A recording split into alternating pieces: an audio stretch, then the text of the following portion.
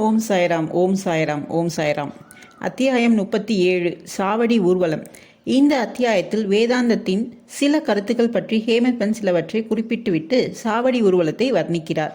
முன்னுரை. சாயின் வாழ்க்கை புனிதமானது. அவரது அன்றாட நடைமுறை ஒழுக்கம் புனிதமானது. அவரின் வழிகளும் செயல்களும் விவரிக்க இயலாதவை. சில நேரங்களில் அவர் பிரம்மானந்த தெய்வீக ஆனந்தம் பெருநிலையில் இருந்தார். மற்றும் சில சமயங்களில் ஆன்ம ஞானத்துடன் அடக்கமாயிருந்தார். ஏராளமான பல செயல்களை செய்தாலும் சில சமயங்களில் அவைகளில் தொடர்பேதுமின்றி தனித்திருந்தார். முற்றிலும் செயலை அற்றவராக சில சமயம் தோன்றிய போதும் அவர் சோம்பலாகவோ தூக்க மயக்கமாகவோ இருக்கவில்லை. தமது சொந்த ஆன்மாவிலே அவர் கட்டுண்டு இருந்தார். அமைதியான நிசப்தமான அசைவற்ற கடலைப் போல் அவர் காணப்பட்டாலும் அவர் அளவிட முடியாத ஆழமானவர்.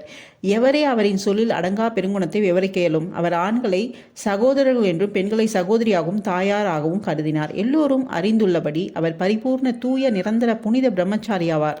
அவர் தம் கூட்டுறவால் நாம் பெறும் ஞானமானது மரணம் வரை நம்மிடம் திகழட்டும். அவர் தம் பாதங்களுக்கு எப்போதும் முழுமையான பக்தியுடன் சேவை செய்வோம். அவரை அனைத்து ஜீவராசிகளிடமும் காண்போம். அவர் நாமத்தை எப்போதும் விரும்புவோம்.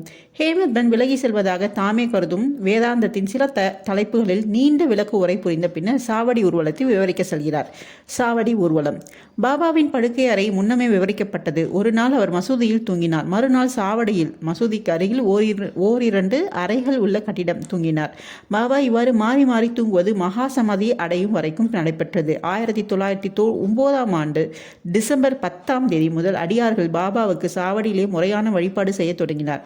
சாவடிக்கு போகும் முறை வந்ததும் மக்கள் மசூதியை சூழ்ந்து கொள்வர். மண்டபத்தில் சில மணி நேரம் பஜனை செய்வர். அவர்களுக்கு பின்னால் துளசி பிருந்தாவனத்தை வடதிசையில் பாபாவின் முன்னாலும் உள்ள இடைப்பட்ட இடத்தில் ஒரு அழகிய ரதம் இருந்தது. பஜனையில் விருப்பமுள்ள மக்கள் இருந்தனர். பஜனையில் விருப்பமுள்ள ஆண்களும் பெண்களும் உரிய நேரத்தில் வந்தனர்.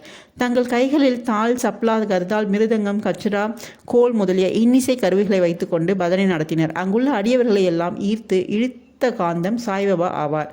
புறத்தேயுள்ள திண்ணையில் சிலர் தங்களை தீவட்டிகளை ஒழுங்குபடுத்தினர். சிலர் பல்லக்கை அலங்கரித்தனர். சிலர் தங்கள் கைகளில் பிரம்ம குச்சியை வைத்து கொண்டு பாபாவுக்கு ஜெயகோஷம் செய்து கொண்டிருந்தனர். மூளையானது ஜோடானை துணிகளால் அலங்கரிக்கப்பட்டது. மசூதியை சுற்றிலும் எரியும் விளக்குகளில் வரிசை தங்கள் ஒளியை சிந்தின. ஷியாம் கர்ண என்ற பாபாவின் குதிரை முழுவதுமாக அலங்கரிக்கப்பட்டு வெளியே நின்று கொண்டிருந்தது. பின்னர் தாத்தியா பாடில் சில ஆட்களுடன் பாபாவிடம் வந்து அவரை தயாராகும்படி கேட்டுக்கொள்கிறார். தாத்தியா வந்து தனது கைகளில் பாபாவின் அக்குளில் கொடுத்து அவருக்கு உதவி செய்யும் வரை பாபா அமைதியாக உட்கார்ந்திருப்பார். தாத்தியா பாபாவை மாமா என்று அழைத்தார். உண்மையில் அவர்களது உறவு மிக மிக நெருக்கமானது. தமது உடம்பில் பாபா வழக்கமான கஃப்னி அணிந்து சட்கா சிறுதடி வைத்து தமது அக்குளில் வைத்து கொண்டு தம் ஸ்லீம் புகை பிடிக்கும் மண்குழாய் புகையிலை இவற்றோடு ஒரு துணியை தோளில் போட்டுக்கொண்டு கிளம்ப ஆயத்தமாகிறார். பின்னர் தாத்தியா பொன்னால் எம்ப்ராய்டரி வேலை செய்யப்பட்ட ஒரு அழகிய சால்வையை அவர் மீது அணிவித்தார். இதன் பின் பாபா பின்னால் இருக்கும் விறகு கட்டல்களை தமது வலது கால் கட்டை விரலால் சிறிது பின்னுக்கும் இழுத்து வலது கையால் எரிந்து கொண்டிருக்கும் விளக்கை அணைத்துவிட்டு சாவடிக்கு புறப்படுகிறார்.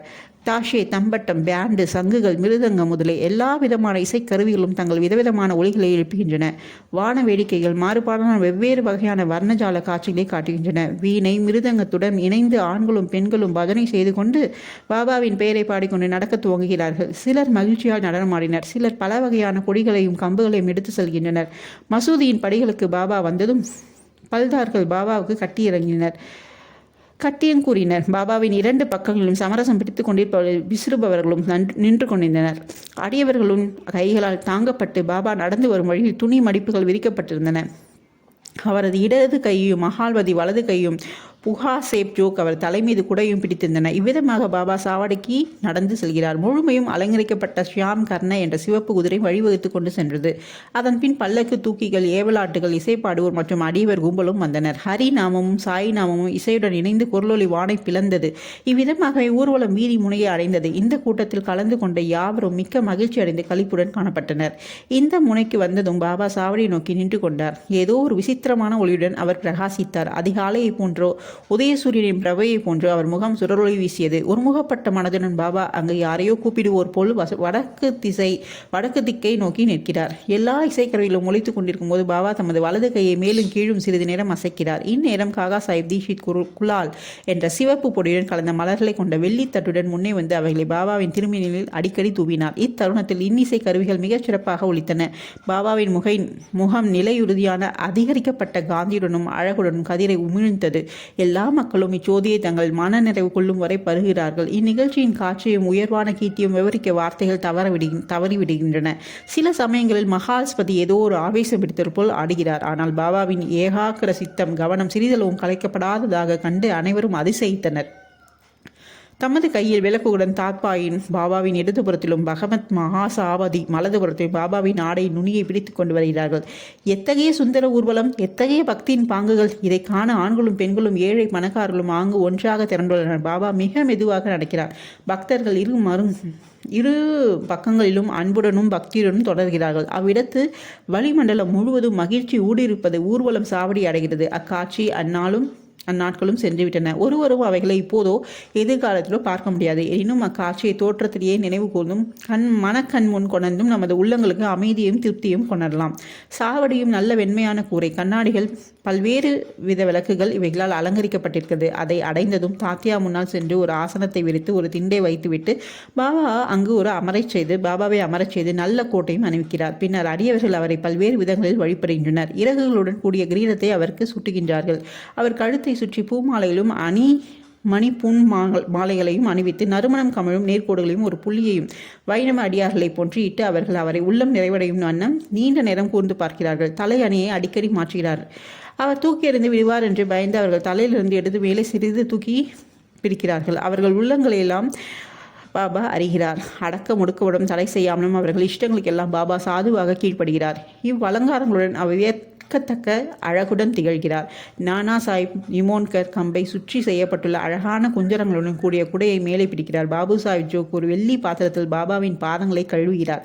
அரக்கியமும் பூஜையும் உரிய சம்பிரதாயங்களும் செய்துவிட்டு அவர் கையில் சந்தனம் பூசி தாம்பூலம் அளிக்கிறார். பாபா தமது ஆசனத்தில் அமரும்போது தாத்தியாவும் மற்றவர்களும் நின்று கொண்டிருக்கிறார்கள். அவர் பாதங்களில் விழுந்து பணிகிறார்கள். பாபா திண்டின் மேல் சாய்ந்து கொண்டிருக்கையில் அமரும் போதும் இரு மரங்கும் உள்ள அடியவர்கள் சாமரமும் வீசுகிறார்கள். பின்னர் சாமாசிலின் புகைப்பிடிக்கும் மட்குழாய் தயார் செய்து அதை தாத்தியாவாளின் கையில் கொடுக்க அவர் அதை தமது சுவாசத்தால் ஒரு முறை உறிஞ்சிய பின்னர் பாபாவிடம் கொடுக்கிறார். பாபா புகைக்க பின்னர் மஹால் சாப்பிடம் கொடுக்கப்பட்டு பின்னர் சுற்றி எல்லோரிடமும் வழங்கப்படும். ஜனமான செல்லின் புனிதமாக்கப்பட்டது. அது பலவித தண்டனைகளுக்கும் துயரங்களுக்கும் ஆட்பட வேண்டியிருக்கிறது.